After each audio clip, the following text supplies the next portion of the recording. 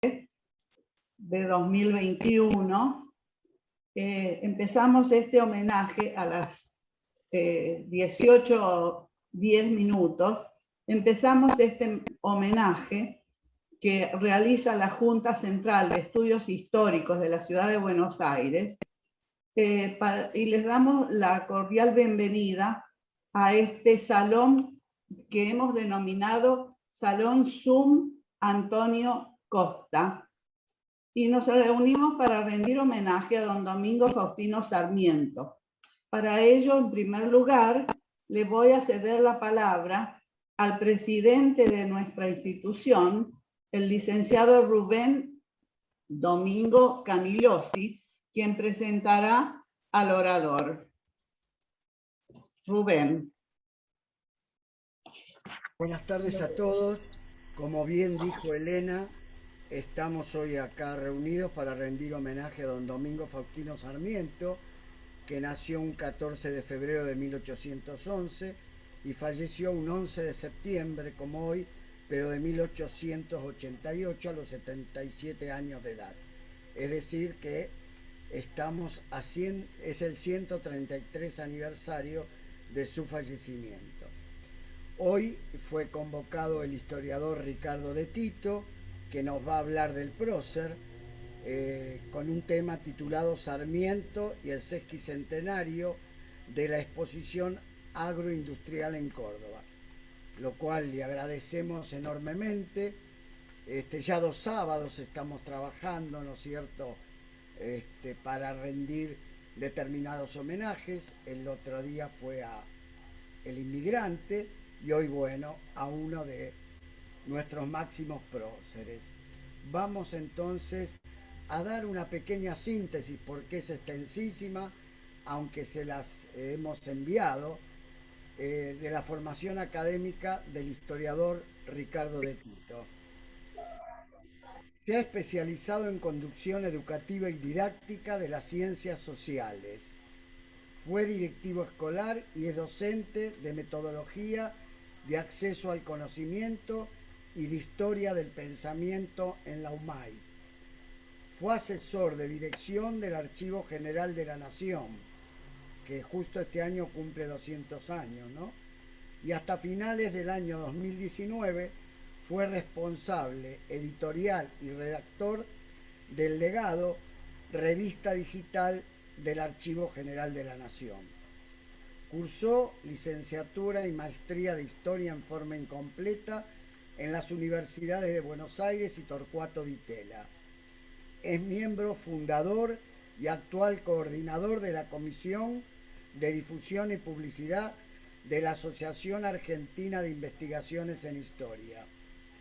Desde principios de la década de 1990 se especializó como coordinador de proyectos editoriales y editor de textos de historia, economía, sociología y política, orientados a investigaciones sobre Argentina y América, realizando trabajos para muy diversas editoriales y editando a reconocidos autores como Félix Luna, Tulio Halperin Dongui, Carlos Floria, César García Belsunce, entre otros. Entre 2002 y 2016 fue editor externo senior de la editorial El Ateneo.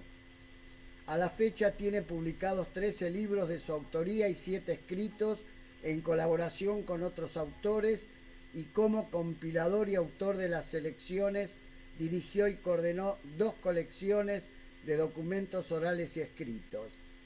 En la serie El pensamiento político de Enclaves del Bicentenario, 14 volúmenes, Mensajes de República, discursos de asambleas legislativas de presidentes constitucionales, 15 volúmenes. Es colaborador de los diarios Clarín, La Nueva Provincia de Bahía Blanca, La Gaceta de Tucumán y Salta y de la revista Todo es Historia. Es autor o coautor de más de 20 libros de historia argentina y americana. Bueno, hemos dado una semblanza del historiador Ricardo de Tito. Ahora nos disponemos entonces a que nos hable de la temática del día de la fecha. Muchísimas gracias. Bueno, buenas tardes a todos. Ahora formalmente ya en el aire, diríamos, y un gran agradecimiento a las autoridades de la Junta de Estudios Históricos de la Ciudad de Buenos Aires, bueno, por darme la responsabilidad en esta fecha que siempre es tan cara para nosotros, ¿no? Yo siempre digo que en los tres, el trío de próceres mayores que hemos puesto en el podio, Belgrano, San Martín y Sarmiento, Belgrano y San Martín son feriados nacionales, mientras que Sarmiento es un feriado educativo. Pero, como contraparte, Belgrano y San Martín, el 20 de junio y el 17 de agosto, son feriados argentinos. La fecha del 11 de septiembre, no todos lo saben, es una fecha aprobada en 1942 en el Congreso Educativo de Panamá como el Día del Maestro Americano. O sea, se conmemora el 11 de septiembre en toda América, lo que nos da una dimensión de la importancia de Sarmiento como principal figura de la educación del siglo XIX en todo el continente.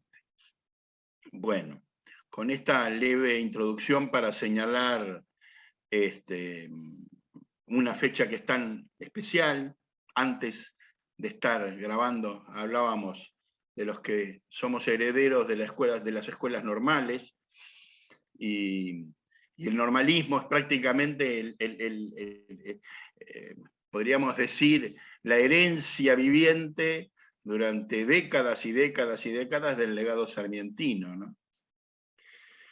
Hoy vamos a hablar de un aspecto que suele quedar planteado en un segundo orden, sobre la base de esta unilateralización que se ha hecho de la figura de Sarmiento en la historia, que es ubicarlo como un educador.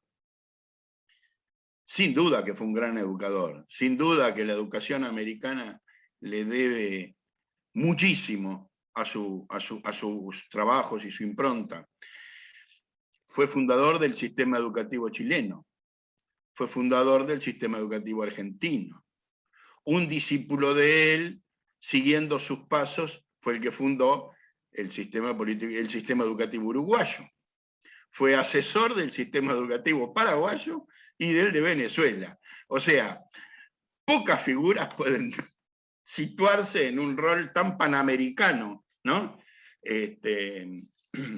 Y esta semana, en una conferencia que hice para una universidad, la Universidad de Michoacán, de Morelia, Michoacán, mencionábamos justamente esa impronta de líderes o de grandes figuras de la segunda mitad del siglo XIX, en la cual hay tres personajes que son Benito Juárez, en México, José Martí, cubano en el exilio, porque de hecho en realidad fue poco el tiempo que estuvo en la propia Cuba, y Sarmiento, que entretejen tres personalidades que ponen la educación por delante o como modelo o como basamento de las propuestas de desarrollo de sus respectivos países con visiones americanistas. Entonces, cuando digo unilateral, me refiero a que vamos a hablar de la industria, y no es natural asociar a Sarmiento con la industria. Pareciera que responde a otra órbita, ¿no? Y es un grave error. Es un grave error por una razón muy sencilla.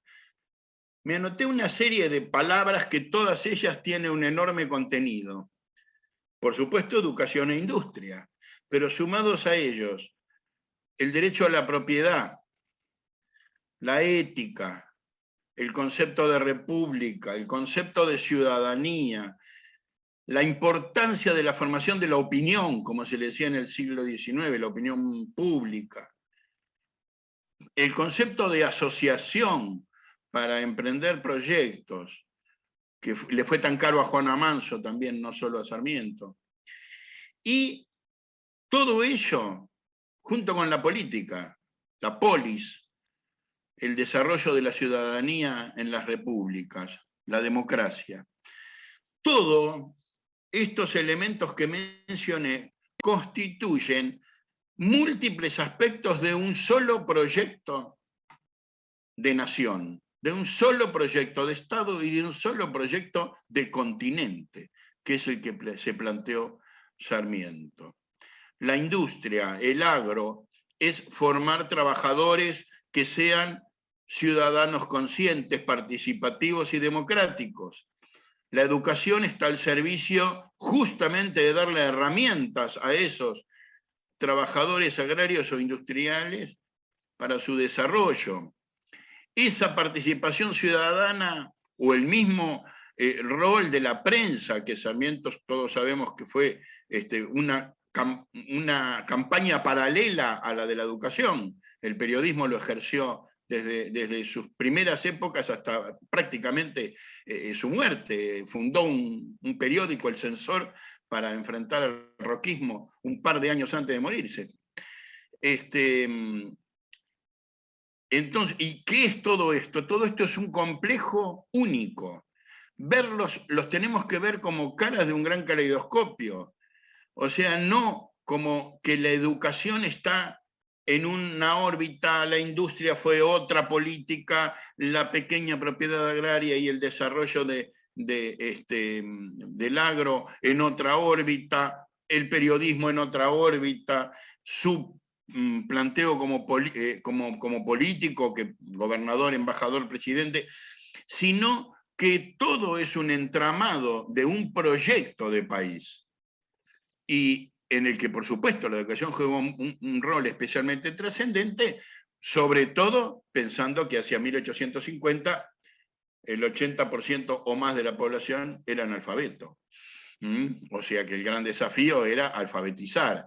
Eso, más combinado con el aliento a la inmigración, que sumaba miles y miles de personas cada año que no hablaban castellano, hace que el tema de la educación haya pasado entonces a ser la visión que, de un modo, insisto, un poco unilateral, identifica a Sarmiento en demérito de otros planos en los que su hacer y sus pasiones se desarrollaron con toda magnitud. Sin ir más lejos, por ejemplo, es uno de los pocos estadistas, yo considero que es el más grande estadista argentino y que es el único genio latinoamericano en el sentido concreto del término del polímata, de aquel que se mueve en todos los planos. Lo demuestra que fue el propio Sarmiento el designado a decir las palabras de despedida a Charles Darwin cuando murió, y dominaba a pleno la teoría de la evolución. O sea que quien más sabía de teoría científica contemporánea en la Argentina o en Buenos Aires en ese momento era también Sarmiento. Bien. El desarrollo científico-tecnológico desde que se produce la primera revolución industrial, produjo la realización, como es sabido, de exposiciones universales.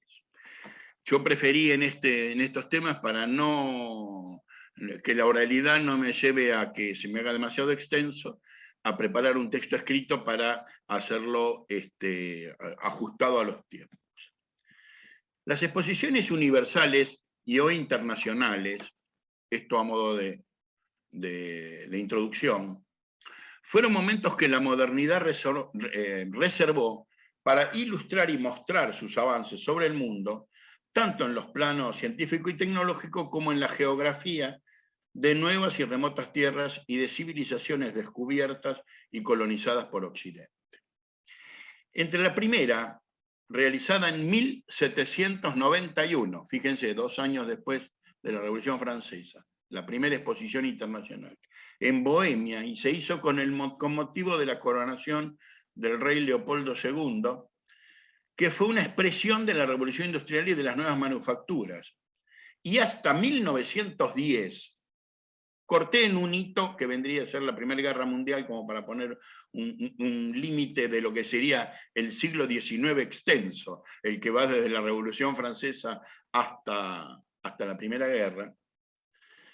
Es el periodo en la que el vapor gobernó como energía dominante en los ferrocarriles y los barcos, pero en cuyo último segmento irrumpen en la vida cotidiana la luz eléctrica, el petróleo, la hidroenergía y el gas natural. Además, en las comunicaciones, los teléfonos, automóviles y camiones, mientras los primeros aviones anunciaban la conquista de los cielos. En ese periodo, que son, 130 años, 120 años, se registran en todo el mundo 189 grandes exposiciones, algunas de las cuales dieron lugar a la construcción de edificios permanentes de notable factura, que aún hoy son sede de encuentros. Bueno, es de hacer notar la absoluta preeminencia de Europa, por lógica, en la organización de estos eventos. Totaliza 102 exposiciones en muy variadas ciudades, desde Oporto hasta Moscú y Estocolmo. Y la creciente presencia de los Estados Unidos, que se intensifica sobre los fines del siglo XIX, que en toda esa etapa registra 37 muestras, 12 de las cuales se realizaron, 12 entre 1890 y 1910, en esos 20 años. Bueno, para hacer números, Europa realizó el 60% de las exposiciones internacionales de ese largo siglo XIX, y Estados Unidos 20%. París se presentó como una verdadera meca de la nueva civilización, de la modernidad, el enciclopedismo y el iluminismo, y del conocimiento asociado a las democracias republicanas. Entre 1798 y 1832, 7 de las primeras 10 exposiciones internacionales se realizaron en la capital francesa, que se alzaba también como una especie de capital cultural del mundo, la futura Ciudad Luz, y que festejaría el centenario de la Revolución con toda magnificencia con la gran exposición de 1889, de la cual todos tendrán alguna referencia, la Exposición Universal de París, que inauguró la Torre Eiffel, justamente, y en la que el pabellón argentino lució como uno de los más notables. Turín, la capital del Piamonte, del rico Piamonte de la actual Italia, que por entonces era parte del Reino de Cerdeña, fue un importante centro de reuniones hasta 1850. Y Birmingham, en 1849, precedió a Londres en cuanto a exposiciones inglesas o británicas. Promediando el siglo XIX, los irlandeses realizan importantes convenciones, sobre todo en Dublín. Es destacable también que la Alemania moderna realizó 4 exposiciones en 4 ciudades diferentes, en Bremen, Berlín, Múnich y Mannheim. Y lo que le decía de los Estados Unidos, que exhibe su federalismo y la multiplicación de ciudades con desarrollo industrial. De sus 37 exposiciones, se despliegan en 17 ciudades distintas, o sea, recorriendo de este a oeste el país. Una enorme geografía que ustedes saben, del Atlántico al Pacífico y del Golfo del México a los Grandes Lagos. Y por supuesto Nueva York es la que puntea con 8 exposiciones, 4 en San Francisco, 2 en Chicago y Filadelfia, y otras localidades. Bueno, por fuera de Europa y los Estados Unidos, la realizada en Calcuta, en la India, en 1833, fue la primera en un territorio colonial. Desde 1854 se destaca Australia, que organizó nada menos que 25 exposiciones en poco más de 50 años, y su vecina Nueva Zelanda con 5 muestras. Ambos países del Reino Unido mostraban su potencial así, y preocupación por el desarrollo industrial y tecnológico. No los quiero cansar con datos. De las 10 exposiciones realizadas en América Latina, en ese periodo, la Argentina realizó 3. La de Córdoba fue la primera en todo el subcontinente al sur del Río Bravo, latinoamericano. Además, se realizaron la Exposición Continental Sudamericana en 1882 y la fastuosa Exposición Internacional del Centenario de 1910. todas en Buenos Aires. Entonces, en esta era del dominio positivista y ya del dominio de la segunda revolución industrial, fíjense que la Argentina realiza 3 exposiciones. Y anoten, en Lima se realizó una, 1872. Santiago de Chile, una, 1875. Jamaica, una, 1891. México, una en 1896. Guatemala, una en 1897. Río de Janeiro recién hace su primera exposición en Brasil en 1908. Quito, 1909 y Bogotá, 1910. Brasil recién realizará una segunda exposición en 1922, con motivo del centenario de la Declaración de la Independencia brasileña, cuando se convierte en el Imperio del Brasil. Fíjense que en 1910 la Argentina ya tenía 3 exposiciones agroindustriales, mientras en nuestro gran vecino solo se había realizado una. Bueno, no quiero cansarlos con datos, hay otras en el Extremo Oriente, en Japón, que también tiene 3 como en la Argentina, para que ubiquemos la importancia de... Estábamos al nivel de lo que era Japón, digamos, en cuanto... Porque para organizar una exposición había que tener una movilización de recursos y de desarrollos que mostrar al mundo, ¿no? Y después hay muchos lugares en Sudáfrica, bueno, tengo todos los datos y si les interesa van a estar a disposición. Bueno, apunté después. Es de destacar que no todas las exposiciones tuvieron el mismo carácter. En el análisis comparativo de eventos realizados es preciso diferenciar aquellos encuentros que se organizaban desde la oferta, o sea, exhibir maquinarias para su venta, que eran las de los países metropolitanos, o ya industrializados, digamos, productores de máquinas y herramientas, o generadores de procesos científico-tecnológicos.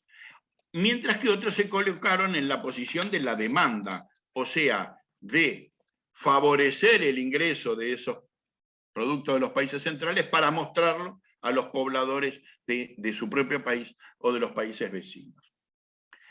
Bueno, sintetizando esta introducción, a mí siempre me gusta empezar cualquier problema por verlo a la luz de los acontecimientos internacionales. Y con este detalle que les presenté, resulta nítido el liderazgo, observar, detenernos, el liderazgo científico-tecnológico que asumía la Argentina decimonónica, y el osado proyecto que tuvo un hombre cosmopolita, curioso e idealista como Sarmiento, que lanzó, además desde la Mediterránea, Córdoba, desde, digamos, haciendo uso de un federalismo con una visión estratégica de la organización del país, que su provincia mediterránea fuera la sede de estos simposios y estos encuentros, y así plantear desde Córdoba, digamos, el desafío industrial para un país que estaba recién en pañales. El centro del país nos da la idea de algo que se puede lanzar hacia los 4 vientos. En 1869 se crea la Asociación Científica, que todavía está ahí, a la vuelta de la Manzana de las Luces en la ciudad de Córdoba. Y en 1871 se inaugura el Observatorio Astronómico, cuando Sarmiento trae a Benjamin Gould desde Estados Unidos y pone en marcha el Observatorio Astronómico, que además generará una novedad científica para todo el hemisferio sur, porque fue la primera vez que se hizo un mapa celeste del hemisferio sur. El hemisferio norte era el lugar donde transitaban la mayoría de los buques, al norte del Ecuador, y los mapas celestes, por supuesto, incluían la Osa Mayor, la Osa Menor, etc. Pero los mapas celestes no existían con la Cruz del Sur o las Tres Marías, que son familiares para nosotros. Y entonces esa fue la tarea que el visionario Sarmiento por eso lo estoy sacando un poco del estereotipo del maestro, para que lo veamos en toda su totalidad, como un polímata, como un hombre que miraba estratégicamente el país. Bien, estamos en los albores de la Segunda Revolución Industrial, y vamos concretamente a hablar del plan de la Exposición Cordobesa de 1871. Promediando el siglo XIX hacia 1850, la revolución del vapor del siglo anterior se desplegó en una segunda fase, que concluyó en una serie de desarrollos, en particular en lo relativo a nuevas fuentes de energía, que revolucionaron las industrias química, eléctrica, petrolífera, siderúrgica y la industria agropecuaria. Las locomotoras y los grandes vapores, enormes buques de acero movidos a combustión de carbón, favorecieron el transporte de materias primas y productos manufacturados, globalizando la producción de los grandes centros industriales, mientras el telégrafo extendía la comunicación entre países y continentes. Saben también ustedes que la conexión telegráfica de Buenos Aires con el mundo se produjo un par de meses antes, se concretó un par de meses antes que Sarmiento terminara su presidencia en el año 74, con la conexión de aquí a Montevideo, Montevideo a Río de Janeiro, y de Río de Janeiro tanto a Nueva York como a Europa, y que Sarmiento se dio el lujo de despedirse como presidente mandándole telegramas a la reina Victoria de Inglaterra, por ejemplo, saludando las nuevas comunicaciones que se lograban. Bueno, ese es el periodo que señala la conformación de muchos de los actuales estados nacionales modernos. Desde las revoluciones europeas de 1848 es cuando empieza esta conformación definitiva de la mayoría de los actuales estados nacionales. Y entre ellos el advenimiento de Alemania y de los Estados Unidos como potencias industriales de presencia internacional, que vienen a sumarse a Inglaterra, o más exactamente al Reino Unido, y a Francia, que eran las dos grandes reinas de los mares del siglo XIX y de la época que venían de la época del primer capitalismo manufacturero. No vamos. Los desarrollos científicos y tecnológicos modificaron drásticamente la vida humana y sus conceptos. Las investigaciones geográficas y los estudios en los campos de la biología y el naturalismo darían nacimiento a la teoría de la evolución, el segundo gran giro copernicano que echaría por tierra en forma literal los ancestrales principios que sostenían la civilización cristiana, como en los tiempos del humanismo posrenacentista, el hombre y la sociedad, unidos a la ciencia y a la fe en el progreso propio del positivismo, volverían a sepultar los preceptos católicos sobre el origen, carácter y sentido del mundo y el universo. Nuevos Galileos, Keplers y Newton se corporizaron ahora en Darwin, en Wallace, en Louis Pasteur, y poco después en Thomas Alva Edison, el mago de Menlo Park. De la mano de burguesías impetuosas y osadas, el siglo, como le decían ellos, apoyado en el iluminismo racionalista y pragmático, creía y apostaba al mejoramiento sin límites de la civilización. La segunda revolución industrial modificaba también las geografías humanas. Los centros urbanos comienzan a superar a las pequeñas poblaciones aferradas al campo, y las metrópolis y grandes urbes comienzan a ejercer un magnetismo que mantienen hasta el día de hoy. El presidente Sarmiento, en su periodo del 68 al 74, pero que había recorrido Europa y actuado como embajador en los Estados Unidos, vuelve al país obsesionado con el sueño de convertir a estas pampas. Como él dijo alguna vez, vengo a abolir la pampa. Superar la etapa de la explotación ganadera extensiva y regar las tierras y cultivarlas, poblarlas de farmers y emprendedores, e industrializar el país, modernizar las ciudades, comunicaciones y puertos, para agregar valor a las exportaciones agropecuarias. Sabía que contaba con tierras feraces y pródigas y que podía traer mano de obra de Europa y el cercano Oriente, dispuesta y calificada. se trataba de instruirla. Instruir es la misma palabra que se usa para otras instrucciones como la militar.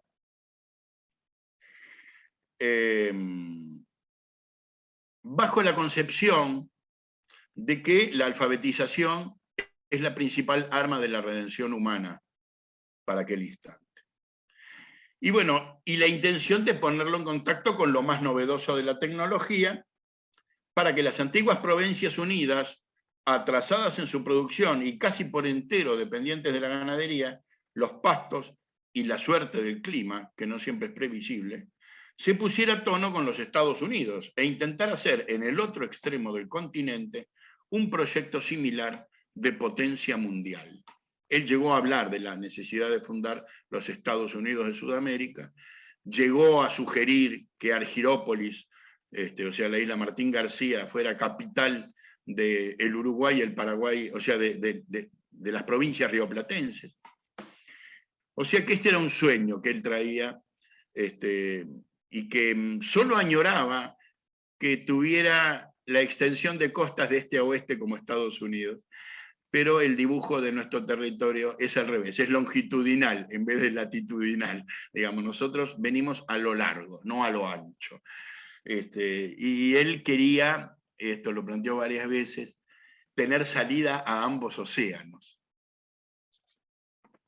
La Argentina estaba esperando ser inventada, y él creía tener la llave maestra del futuro.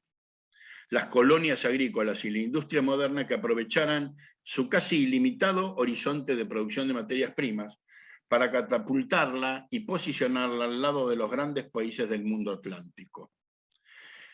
Como explica Juan Carlos Grassi, que es autor de un libro sobre la exposición de Córdoba del año 71, la sociedad argentina también estaba marcada por la llegada del ferrocarril, el telégrafo y las obras de alumbrado.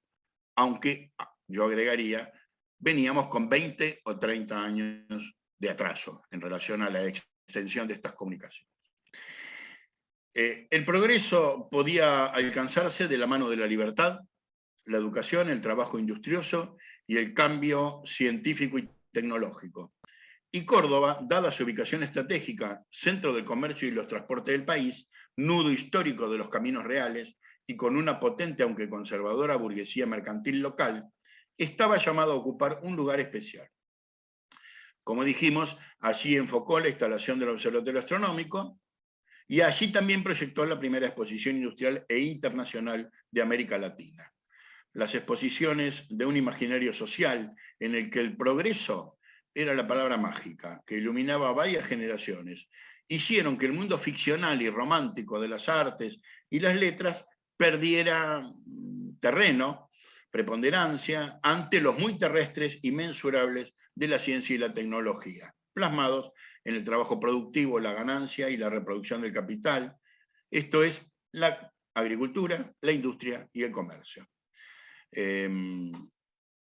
Consignas, por ejemplo, que son las que también alimentó Urquiza, y que, por ejemplo, están en la base del monumento en Paraná, educación, industria y comercio.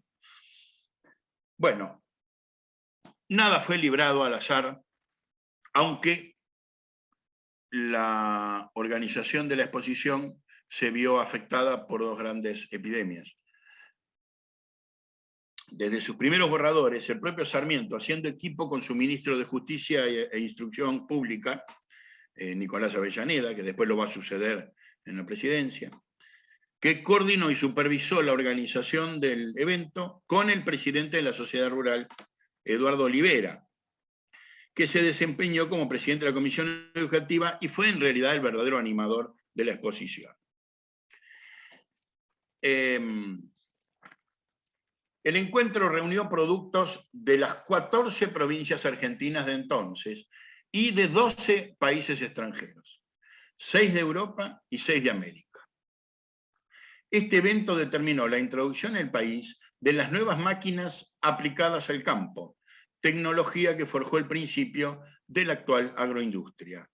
De hecho, confirmando que la exposición puso de relevancia la importancia de los avances tecnológicos, Para su organización resultó decisiva la vinculación lograda por el Ferrocarril Central Argentino, que conectó, y esto lo inaugura Sarmiento, Rosario con Córdoba, para permitir, después va a ir de Córdoba a Tucumán, que también lo va a inaugurar Sarmiento, en un viaje especial, en el que, como iba el expresidente, a la locomotora la bautizaron Sarmiento. En el proyecto original, la exposición de Córdoba se planteó como un encuentro de 3 muestras, de diverso carácter. La exposición de artes y productos argentinos, o sea, las distintas provincias iban a tener ahí sus muestras. La presentación de un parque de culturas comparativas y 2 jornadas de índole práctica en las que se realizarían ensayos de maquinarias agrícolas. Los planes preveían que los 3 acontecimientos fueran simultáneos, y la fecha prevista para inaugurarlos era el 15 de marzo de 1870. Pero una fuerte epidemia que azotó a Córdoba de cólera, entre la capital y el interior, muchas veces no se la nombra a esta, por la epidemia de fiebre amarilla que fue al año siguiente en Buenos Aires, pero cobró la vida de 6.000 personas en Córdoba, la epidemia de cólera del 69-70, entre la capital y el interior. En números comparativos a la población, es un desastre similar al del terremoto de San Juan del año 44. O sea, más grave que el de la fiebre amarilla en Buenos Aires, digo en términos relativos a la población afectada. Entonces, esta epidemia de cólera obligó a postergar los trabajos. Bueno, y luego volvió a postergarlo la fiebre amarilla, porque las autoridades nacionales tuvieron incluso que dejar, abandonar la capital. La construcción del Palacio de la Exposición y el traslado de las maquinarias y los productos se demoraron también. Por ejemplo, había una fecha prevista para que llegaran a Rosario que no llegaron en tiempo y forma. De modo tal que recién se comenzó con los ensayos de maquinaria agrícola a fines de año. En campos ubicados en las márgenes del río Segundo, los agricultores y estancieros pudieron observar la muestra de innovación entre los días 15 y 17 de diciembre de 1870. Siempre decimos la exposición de 1871, pero inició el 15 de diciembre del 70. Transportados por un sistema de cablecarril, luego le voy a mostrar las imágenes, que también movilizaba a la gente en sillas individuales. Los trabajadores se trasladaban, cruzaban los ríos en un cablecarril que se extendió desde las afueras de Córdoba hasta los predios donde se realizaron las muestras.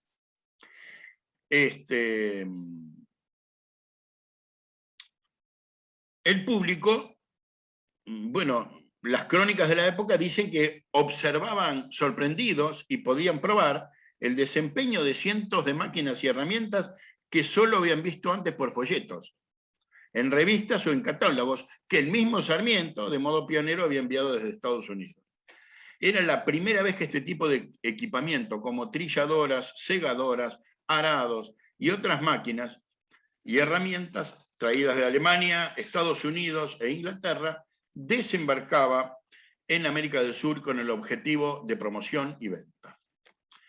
Entre tanto, el mismo 16 de diciembre se inauguró el Parque de Culturas Comparativas, en la misma ciudad de Córdoba, en la zona conocida como la Quinta de Santa Ana. Se evaluó el rendimiento en tierras cordobesas de numerosos cultivos y la respuesta de plantíos, especies arbóreas y semillas traídas del exterior. En la oportunidad se plantaron allí cientos de nuevos cultivos, en los cuales muchos de ellos en el presente forman parte de la actual matriz agrícola argentina. Por último, la exposición de artes y productos argentinos, que sería la que se llevaría el nombre de Exposición Nacional de Córdoba, se comenzó recién, fiebre amarilla mediante, el 15 de octubre del 71, y estuvo en muestra hasta el 21 de enero del año siguiente. El sitio elegido fue céntrico para lo que es actualmente hoy la ciudad de Córdoba. Los que la conocen van a reconocer el lugar, que era la quinta de un tal Nicolás Peñalosa, y que está enfrente a la laguna Sobremonte, que es hoy el Paseo Sobremonte. que es un espacio de fuerte contenido histórico. Actualmente está a orillas de la Cañada, de ese río entubado que cruza, y donde está el edificio principal de la municipalidad cordobesa, de Córdoba capital. El predio, con su palacio, fue hermoseado con jardines que recorrieron políticos y hombres de negocios, conociendo y tomando contacto con productores de todas las provincias del país. Bueno, lo llamaron el torneo industrial, era en la prensa, ¿no es cierto? Y se puede decir que dio el puntapié inicial para el decidido inicio del modelo agroexportador que caracterizará a la Argentina. Con la Expo de 1871, entonces, el primer gran paso, había sido dado. Ahora voy a pasar a mostrarles imágenes y comentarlas.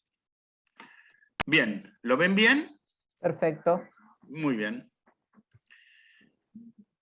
Sarmiento y el sesquicentenario de la exposición agroindustrial. Un dibujo de Antonio Berni, muy expresivo, de Don Domingo, y ustedes lo habrán sentido nombrar, el locomóvil, que fue una de los primeros autos, digamos, o pequeños automóviles, ¿sí? Porque se movía por su propia energía, que es un poquito posterior a la exposición del 71. Bueno, les nombré a Avellaneda y les nombré al presidente de la Sociedad Rural, y el otro gran personaje de la exposición fue este señor caricaturizado, Vélez Sarsfield, Dalmacio Vélez Sarsfield, el realizador del Código Civil, que era ministro del Interior y que además era un hombre de fuerte arraigo en la provincia cordobesa. Cuando Sarmiento visita la exposición, en aquellas épocas se estilaba ceder el gobierno al vicepresidente. Entonces le cedió la presidencia por un tiempo a su vice, Adolfo Alsina, para poder viajar a Córdoba, donde estuvo en total unos 20 días. También lo hizo cuando visitó Urquiza. También es una curiosidad de aquellas épocas, ¿no? En el lado derecho lo tenemos a Sarmiento vestido como inmigrante, ¿no? En las clásicas dibujos de la época. Y aquí otras imágenes, por un lado asociándolo con el Quijote, o sea, por sus proyectos siempre elefantiásicos y desproporcionados, y la burla del hombre que quería, que se preocupaba más por la luna que por la tierra, del Mosquito, ¿no? La revista de Enrique Stein, que era un extraordinario dibujante y humorista. Y por supuesto la oposición. Acá lo tenemos, cuando inaugura el Parque 3 de Febrero, donde los opositores se le aparecen entre las flores a Sarmiento, ¿no? Y mientras gobernaba, la pesadilla de todos los que lo criticaban por todo lo que hacía. En ambos casos, no es casual, aparece Mitre en los dos dibujos, tanto en este que es posterior a la presidencia, como este que es durante la presidencia. Mitre mereció de la prensa cordobesa una crítica pública, porque fue la única personalidad importante de la época que no fue.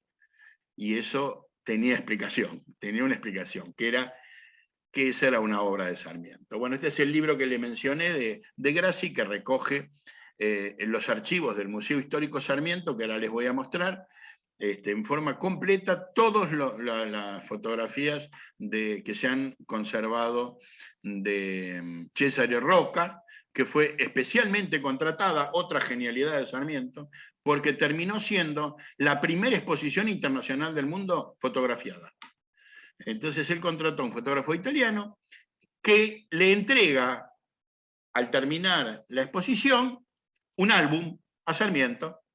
Fíjense, álbum de la exposición de Córdoba con B corta, de Cesare Rocca, y la comisión directiva al presidente.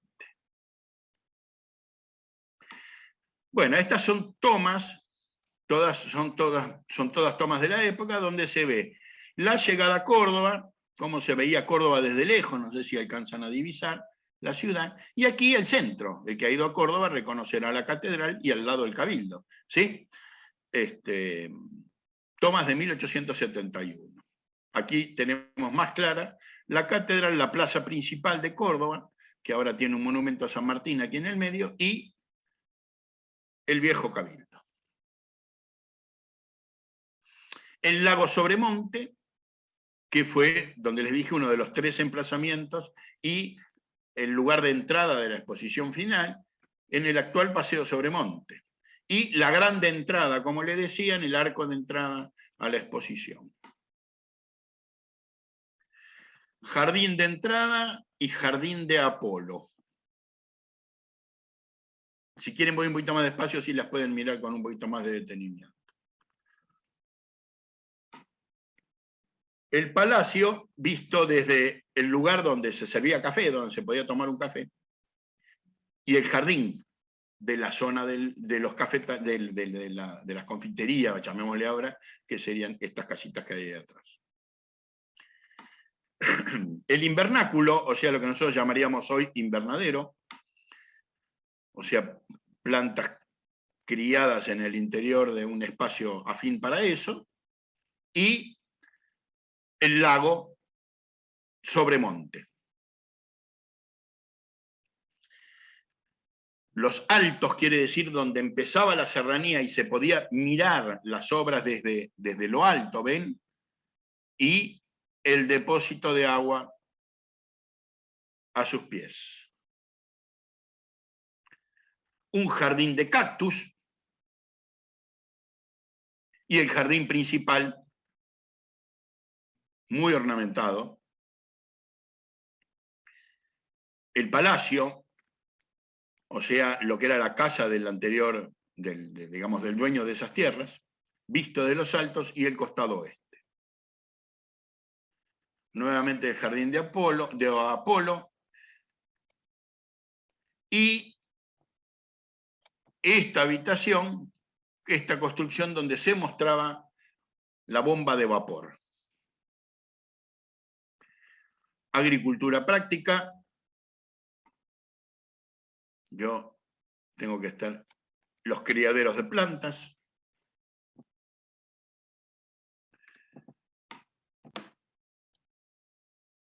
Y los interiores, fíjense qué cuidada la presentación del Palacio Central. El ala norte, nord, le decían, y el ala sur. Establos, porque hubo muestras de animales, de plantas, de árboles, de legumbres. Y, por ejemplo, una de las provincias que tenía su propio palacio, en este caso, las muestras de productos regionales de San Juan. Legumbres y floricultura, en la Quinta Santana. El palacio, abajo, y una vista desde los altos a la derecha, también del palacio. Y el alambre carril. El alambre carril, fíjense, ¿lo ven al hombre sentado ahí en una especie de sillita? Bueno, esto transportaba a la gente y a los obreros durante la confección de las obras. Y fue toda una novedad para la época. A este lugar no sé por qué, eso sí, no lo sé. Se lo conocía como la curva, eso dice la foto al pie, pero no sabría decirles por qué. El jardín de los volátiles, el jardín de Apolo. Estas fotos las tomó todas Roca en 3 meses más o menos, desde diciembre del 70, como se atrasó todo, y él más o menos en marzo del 71 ya se retiró y preparó todo el álbum que estamos viendo. Y el pabellón de máquinas. No sé si observan, debajo del pabellón de este templete están, o en los alrededores, se ven ruedas, se ven máquinas. No las puedo ampliar más. Nuevamente el jardín de cactus y la comisión directiva, que está sentada intercambiando opiniones. Este señor que está en medio es el presidente de la sociedad rural.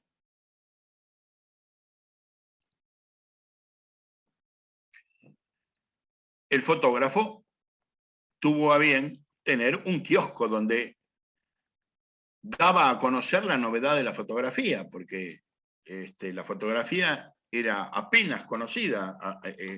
Estamos en el año 71 y hacia el año 50 es cuando se empiezan a hacer los primeros daguerrotipos. Otra vez los miembros de la comisión en el Jardín de los Volátiles. Y dos vistas del interior de las muestras de la provincia de Buenos Aires. Como verán, hay cueros, que era el emblema clarísimo de la época, aunque ya es el periodo en que empieza lo que se da en llamar la revolución del lanar, ¿no es cierto?, en la provincia de Buenos Aires, con la introducción y el mejoramiento de la raza merino, etc. Por acá había una imagen que yo quería ver si las podía, no, pero no me da para ampliarla. Bueno, la entrada a la Quinta Santana, libertad, trabajo, 1871, y acá hay otras dos consignas, industria y comercio, ¿ven? Industria, comercio, libertad, trabajo. Las cuatro ideas básicas de la exposición. Y aquí tenemos otra vez el cablecarril, en algo que llamaban la pasada de los ranchos, o sea, en las afueras, y aquí cruzando el río primero. Fíjense la gente utilizando el cablecarril para pasar por el río arriba. Este señor que está acá, que no sé si se logra apreciar, tiene unos muy curiosos pantalones cuadrillé, que para la época eran realmente muy modernos. Ese es el fotógrafo. Se ha descubierto que Cesare Roca, ustedes saben que la fotografía se dejaba en exposición un tiempo, ¿no?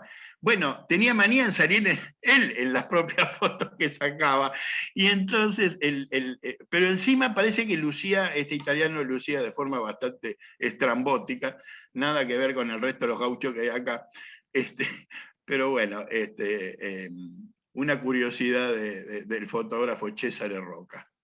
Después se quedó, después estuvo algún tiempo en Buenos Aires dando clases de fotografía acá. Bueno, alambre carril, el tendido del alambre carril y la confección de puentes para poder ir a la exposición. Por ejemplo, este puente, que es el puente, este es sobre el río Primero y este sobre el río Segundo. Ubican más o menos Córdoba. Bueno, el río Primero es el que cruza por el casco de la ciudad. El río Segundo está a las afueras. Está como a unos 30 o 40 kilómetros, que es donde está la localidad de Río Segundo.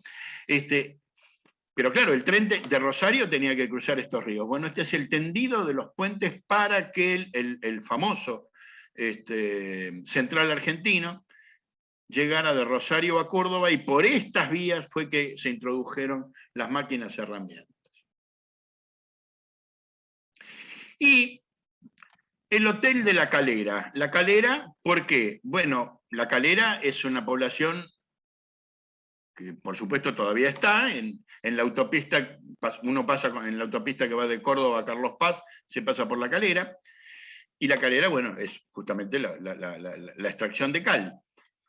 Will Wright, uno de los más famosos inversionistas y norteamericano, que estuvo en Chile, aquí, trabajando en temas de comunicaciones desde 1840, hizo un hotel en La Calera.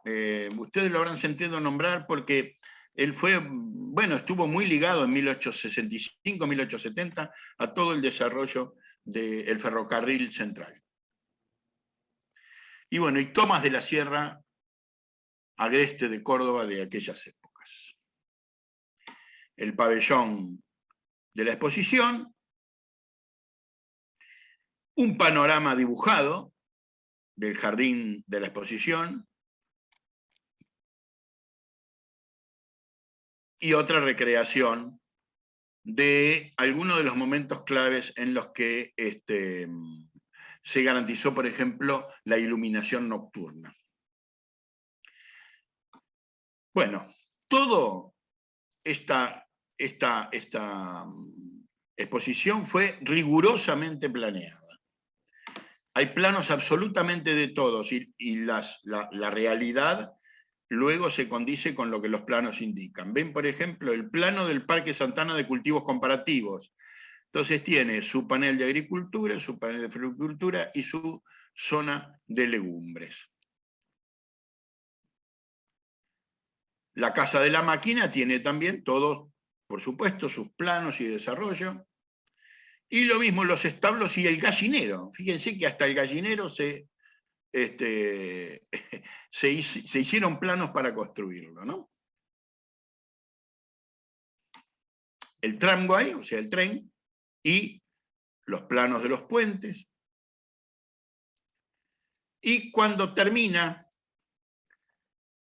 yo acá les hice un extracto de eso, tenían la expectativa de que fueran 10.000 personas. En realidad se calcula 3.500 personas en el cierre. Clausura. Este día no debe faltar a la exposición todo individuo que tenga la honra de llamarse cordobés. El 20 es la clausura de nuestra exposición y por consiguiente es necesario, urgente, indispensable que todo bicho viviente asista a contemplar por última vez las maravillas que existen, tanto en el palacio como en los preciosos jardines. El que no tenga plata debe empeñar aunque sea la camisa para conseguirla y poder entrar.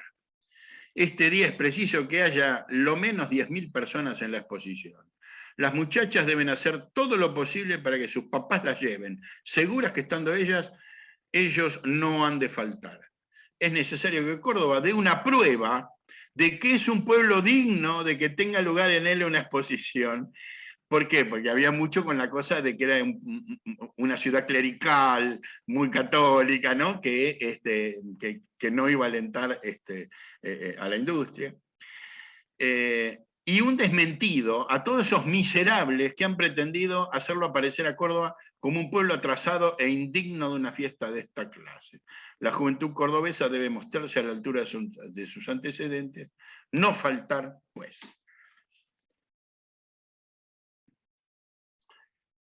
Bueno, la semilla quedó plantada y recién en 1887 va a haber otra provincia, Santa Fe, que va a reproducir la idea de una exposición agrícola e industrial. Cerramos con esto y les voy a dar tiempo para que lo podamos leer completo. A menos que estemos muy vencidos de tiempo, yo me perdí un poco con la hora. 1867. No, tranquilo. ¿Estamos bien? Bien. Perfecto. 1867, Sarmiento está como embajador en Estados Unidos, está noviando con su profesora de inglés, Aida Wicherman, 30 años menor que él, pero se va a la exposición de París. Hace un viaje relámpago, va y vuelve. Él quería ver cómo era ese tema de las exposiciones. Y por eso vuelve tan embalado con trasladar la propuesta a la Argentina. En el 68, el 12 de octubre, asume la presidencia y promulga y casi de inmediato el decreto para que se hagan los preparativos. El 12 de diciembre designa al ministro Avellaneda como organizador. En enero del 69, un decreto precisa que la apertura será, como les decía, el 17 de abril del 70. En mayo se adjudica la construcción del edificio y los jardines, mayo del 69, y en septiembre, por ley, se decreta la creación de la Academia Nacional de Ciencias. También en septiembre, Olivera pide retrasar la fecha para octubre del 70. Y en diciembre se hace la convocatoria a las provincias para que presenten sus productos. En el 70, Germán Burmeister, el investigador y naturalista y químico, es designado comisario extraordinario de la Facultad de Ciencias Matemáticas y Físicas de la Universidad de Córdoba, que luego va a ser la Academia Nacional de Ciencias. El 18 de mayo, bueno, en abril comienzan los trabajos en la Quinta Santana, el 18 de mayo llega a Córdoba el telégrafo y el ferrocarril central desde Rosario, y en noviembre se hace la licitación a fotógrafos. diciembre. Bueno, a mí no les puedo leer porque se me aparece el cartel encima. Bueno, Avellaneda y Olivera inauguran oficialmente la muestra, y el mismo 16 de diciembre se inaugura el Parque de Culturas en la Quinta de Santa Ana. Bueno, 1871, ya saben, en Semana Santa es cuando empieza la epidemia de fiebre amarilla, en marzo. En enero son las primeras vistas exteriores, las primeras tomas de fotos, y el 1 de marzo se hace la inauguración provisoria por este tema de que ya empieza a haber primeros datos de la fiebre amarilla. El 21 de julio se crea el Departamento de Agricultura, que depende de Vélez Sarsfield, y el 11 de octubre Sarmiento llega en el ferrocarril central a Córdoba. El 15 de octubre finalmente se hace la inauguración oficial, y el 24 se abre el Observatorio Astronómico. Ustedes piensen en los plazos en que se hizo todo esto y en el medio de 2 epidemias brutales. El 25 de octubre Sarmiento va a La Calera e inaugura el hotel de Wheelwright. Y lo bautiza Los Cabritos. Ustedes saben que Sarmiento era un hombre de buen diente, ¿no? Aparentemente le gustaron mucho los cabritos cordobeses, y entonces, como era de desenfadado, así como fue un día y dijo la estación de Fraile Muerto, no se puede llamar más Fraile Muerto, y le puso Belleville para que tuviera un nombre francés, un nombre actualizado y no un nombre colonial. Bueno, lo mismo le hizo al señor a Wheelwright, al norteamericano, y le cambió el nombre del hotel. Bueno, el 28 de octubre vuelve, entonces estuvo 17 días, del 11 al 28.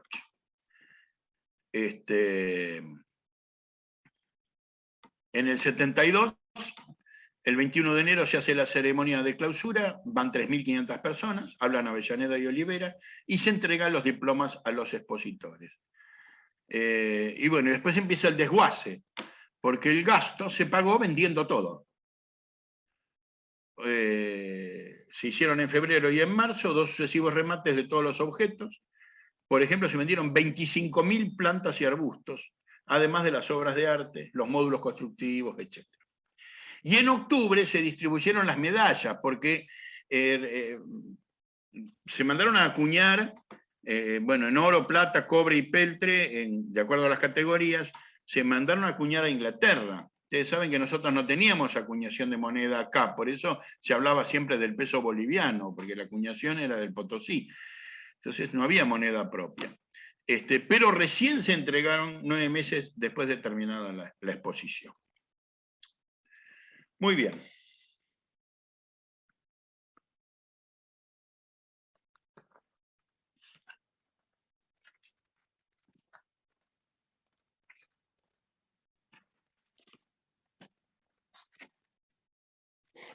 Me faltaba, sí, me parecía que me faltaba alguna imagen. Bueno, estos son los remates.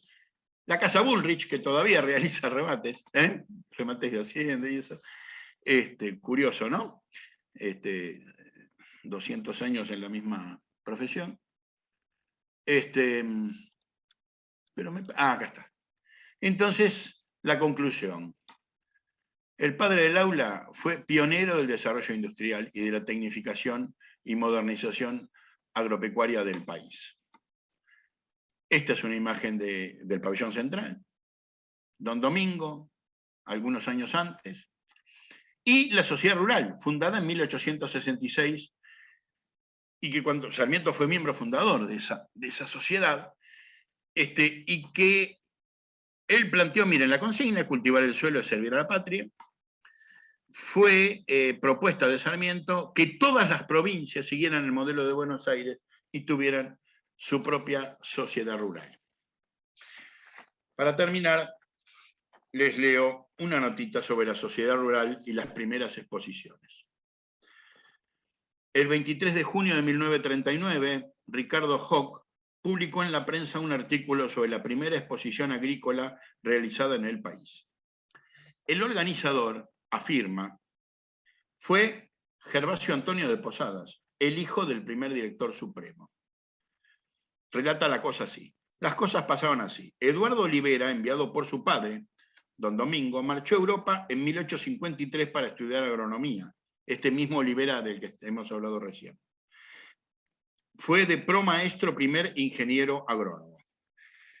En carta de fecha 7 de diciembre de 1856 y 31 de julio de 1857, remitidas a su padre, cuenta la impresión que le causaron las experiencias a que había existido en Birmingham y Salisbury. Vieron que les dije que había habido la exposición en Birmingham fue anterior que la de Londres.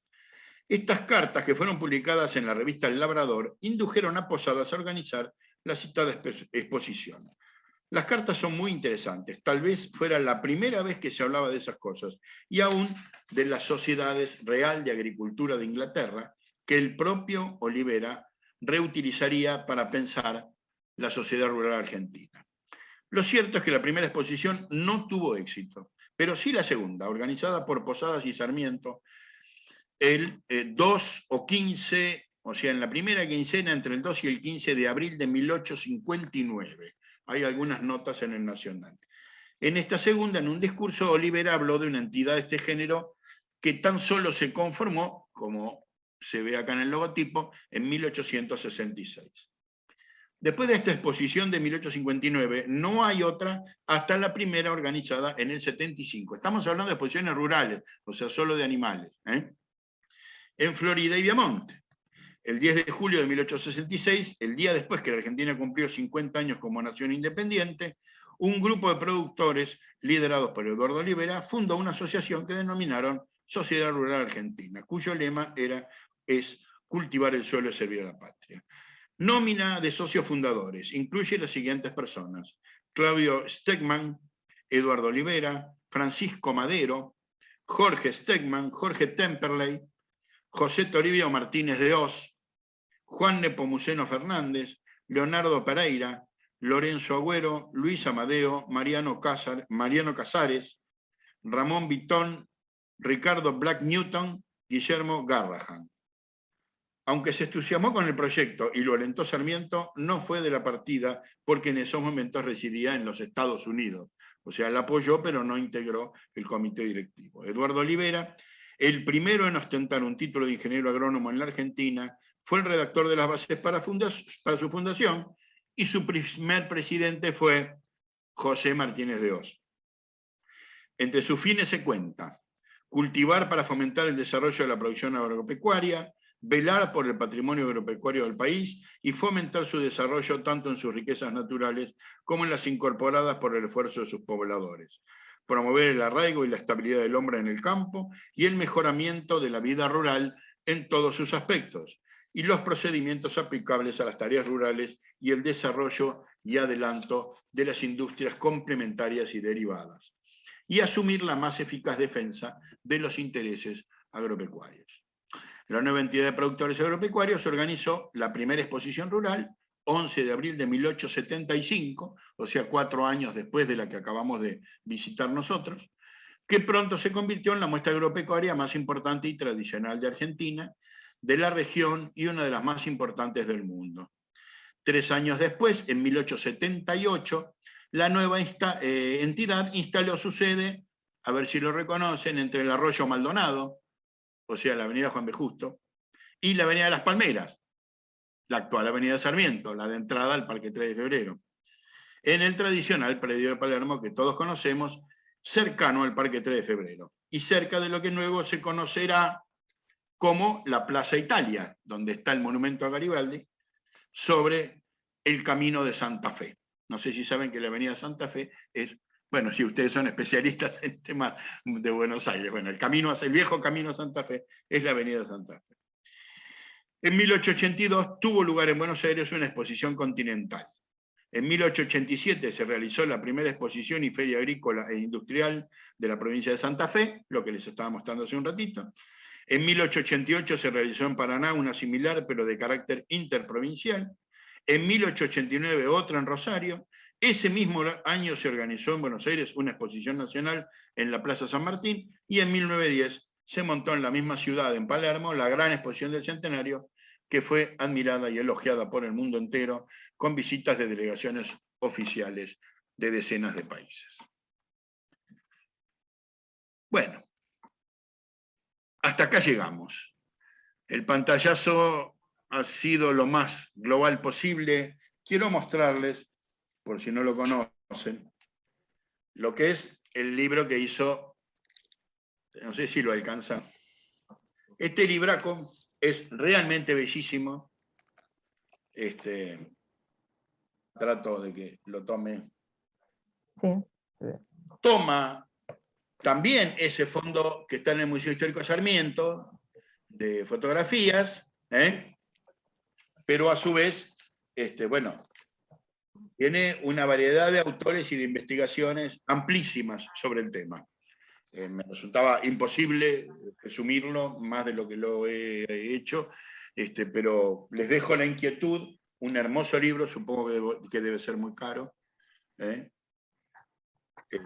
Yo ya lo tengo desde que salió, porque bueno, lo necesitaba como material de investigación, pero también, digamos, en mi caso, tuve acceso al fondo del museo que tiene ese álbum que les mostré, el álbum que le entregó Roca a Sarmiento. Y están ahí las fotos originales de todas estas imágenes.